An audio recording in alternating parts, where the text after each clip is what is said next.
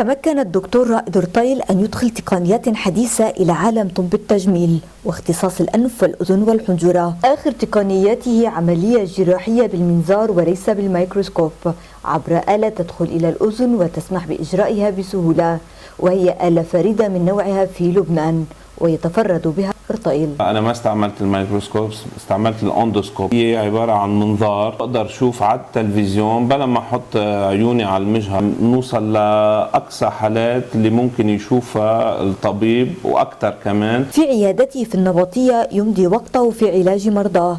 استطاع في فترة وجيزة أن يكون رقما طبيا فاعلا في عالم تجتاحه التقنيات الحديثة، ويجهد رطيل أن يواكبه ليصنع هوية طبية رائدة لجنوب لبنان. اسمها جاستا، مخترعة طبيب هندي، بتسهل علي حطها دغري على الماشين، صور اشتغل بالايدتين.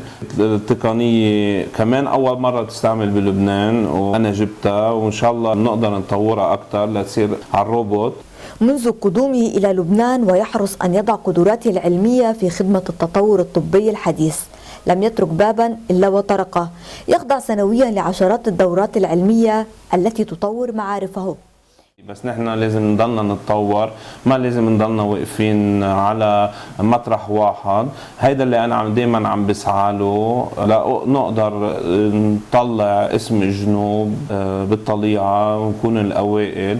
بآلته الحديثه الخاصه بعمليات الاذن يكون رطيل دخل في سباق مع التطور التي قد تصل به الى استخدام الروبوت في العمليات، ولن يألو جهدا في الوصول اليه. لموقع سور قلبي، رنا جوني.